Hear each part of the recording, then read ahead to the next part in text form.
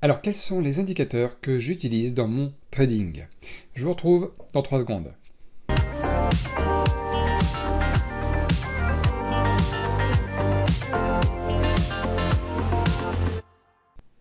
Bonjour à tous, c'est Nicolas Pomarad, j'espère que vous allez bien aujourd'hui et dans cette vidéo je vais vous montrer quels sont les indicateurs techniques que j'utilise dans mon trading sur les actions US, dans mon day trading. Alors je vous emmène immédiatement sur les écrans. Alors voilà, on se trouve sur un graphique 2 heures, le graphique NIO. Et alors, ce que vous voyez là, cette usine à gaz que vous voyez que j'ai chargée exprès, ce n'est pas du tout ce que j'utilise dans mon trading. Ici, en bas, on voit des indicateurs techniques tels le MACD, le RSI, le stochastique, l'ATR, les volumes, je vous le donne en mille, lequel j'utilise pas. Et puis là, ici, alors je suis incapable de vous dire où se trouve, parce que je l'ai installé, le Ishimoku. J'ai mis des bandes de Bollinger, j'ai mis... qu'est-ce que j'ai mis aussi? Des canaux, là, ouais. Des traçages, là, de canaux, des lignes de tendance que les gens tracent des fois. Voilà, donc je ne sais pas si vous arrivez à vous y retrouver, vous de votre côté, mais je vais éponger un petit peu tout ça en vous montrant uniquement ce que j'utilise moi pour mon trading. Alors déjà je supprime le graphique du MACD, le RSI, je supprime le graphique, le stochastique, je supprime le graphique, déjà on y voit un petit peu plus clair. Maintenant qu'est-ce que c'est ça? Canal 2 heures, supprimer le canal. Cette ligne noire là, supprimée. Cette autre ligne noire, supprimée. Qu'est-ce que c'est ça? Nio, hein, attends, qu'est-ce que c'est? Ishimoku, supprimer. Ah mince, le graphique. J'ai supprimé le graphique, je suis allé un petit peu trop vite peut-être. J'ai carrément supprimé le graphique. Donc, alors voilà, là j'en suis où? Je vais supprimer. Qu'est-ce que c'est que ce truc rose? Bande de Bollinger, supprimer. Voilà. Qu'est-ce que c'est que ce truc là aussi? Nio. Non, ça c'est quoi? Ishimoku. Supprimer l'Ishimoku. Voilà, ça y est, on y voit un petit peu plus clair. Alors voilà, vous avez devant vous ce que j'utilise sur tous mes graphiques, à l'exception du graphique 1 minute, qui est mon graphique de timing. Mais que ce soit le graphique 2 heures, le graphique jour, etc., ce sont les mêmes indicateurs techniques que j'utilise. Et en fait, j'en utilise 3.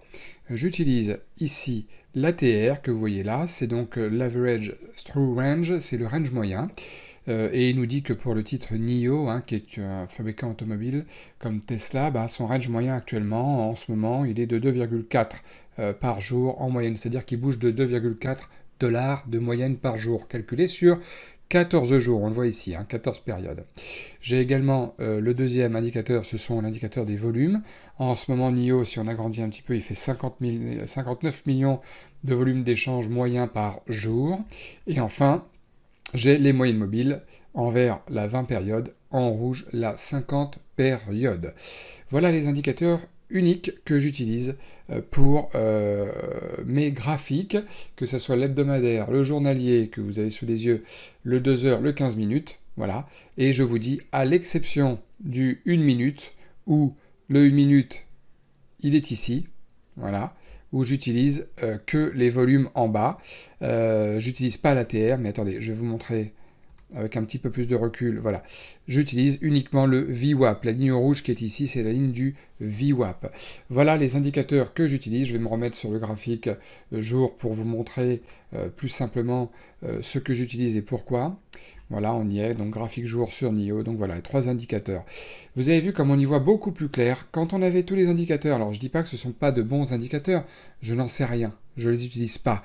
Stochastique, RSI, borne de Bollinger, Ishimoku, point pivot, MACD, tout ça, je n'utilise pas. À force d'avoir trop d'indicateurs, le problème qu'il y a, il est multiple. Le premier problème, c'est qu'on ne voit même plus l'essentiel, c'est-à-dire la notion de prix. Hein. Les bougies japonaises représentent le prix du marché à un instant donné. Deuxième problème, c'est que à force d'avoir trop d'indicateurs techniques, eh bien si sur 14 indicateurs que vous avez devant vos écrans, s'il y en a 13 qui font ce que vous attendez, mais que le 14e ne fait pas ce que vous attendez, ah c'est pas de chance, eh bien vous n'allez jamais passer à l'action. Vous n'allez jamais trader, vous allez vous dire ah si je trade, je risque quelque chose parce que voilà, mes indicateurs techniques qui m'informent uniquement du passé, me donnent pas tous les signaux au vert.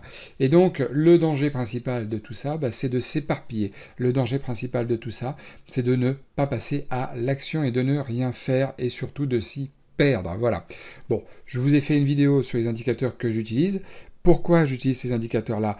Moyenne mobile, 20 périodes et 50 périodes. Parce que déjà, effectivement, beaucoup de gens les utilisent et effectivement, c'est quelque chose qui est intéressant parce que d'un coup d'œil, on peut voir si le marché, quand il est au-dessus des moyennes mobiles, est en tendance haussière, si quand il est en dessous des moyennes mobiles, il est en tendance plutôt corrective ou baissière. Voilà. Et en fonction de s'il est en dessous des moyennes mobiles ou au-dessus des moyennes mobiles, eh bien, je vais avoir sur ce titre-là, sur cette valeur-là, sur cette action-là, une stratégie plutôt d'achat ou de vente. Voilà. Les volumes, ça me sert à quoi? Eh bien, les volumes, ça me sert à savoir si aujourd'hui, il se passe quelque chose d'intéressant sur le titre ou pas. Par exemple, hier, je vous montre le graphique d'hier sur le titre BYSI. C'était quelque chose de très intéressant parce que hier, il avait complètement explosé ses volumes. Vous voyez, ses volumes moyens étaient de 1 800 000 et il a fait près de 80 millions de volumes cette journée-là. Donc j'étais dessus sur cette action hier et parce qu'elle était intéressante. Voilà, elle était au-dessus des moyennes mobiles. On avait des volumes au-dessus de la moyenne. Voilà. Donc c'était extraordinaire. Je vais revenir juste sur le titre NIO pour simplifier les exemples de démonstration. Voilà. Et enfin, donc les volumes, donc vous avez compris, quand les volumes sont vraiment exponentiels, c'est qu'il y a quelque chose qui se passe sur le titre, à l'achat ou à la vente, donc ça nous donne une certaine force au niveau de l'action, qu'elle va faire un certain mouvement, elle devrait faire, elle a de grandes chances de faire un gros mouvement avec du volume, avec de la vitesse, avec du dynamisme, voilà, elle ne va pas faire du surplace de manière générale quand on a des volumes explosifs.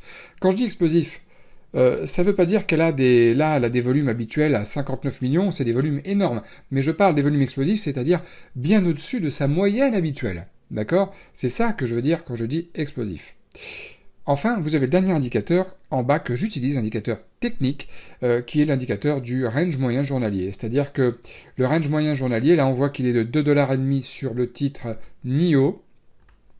Et c'est très intéressant parce que NIO, vous voyez ici, voilà, par exemple, si on regarde, on est en graphique 5 minutes, si on regarde la journée du 3 août, qui a commencé ici et qui se clôturait là, eh bien, par exemple, quand on prend le trade, on peut se dire, le plus haut était à peu près à 45,60, le plus bas était à 43,80, donc 45,60, ça veut dire qu'il a fait 1,80$ de range moyen.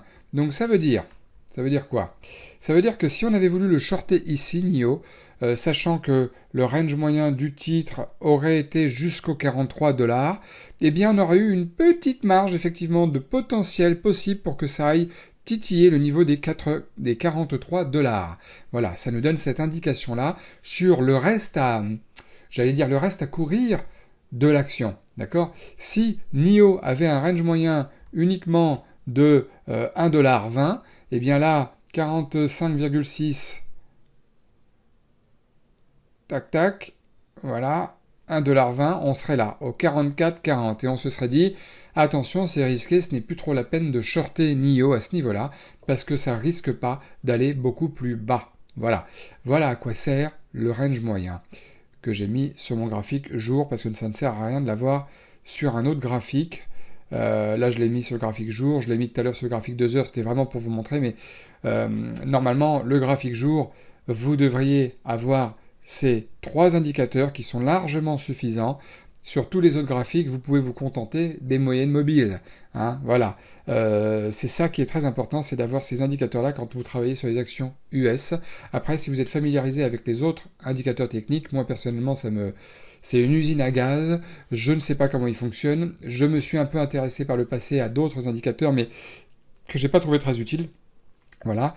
Et aujourd'hui, si ça peut vous servir, ce petit conseil, c'est que moins il y en a, plus vous voyez clair. D'accord? C'est ça qu'il faut retenir dans cette vidéo. Bon voilà, comme d'habitude, si la vidéo vous a plu, eh bien écoutez, merci de mettre un maximum de likes. Abonnez-vous à la chaîne si ce n'est pas encore fait, puis moi je vous retrouve très vite pour de nouvelles vidéos sur les actions US. À très bientôt.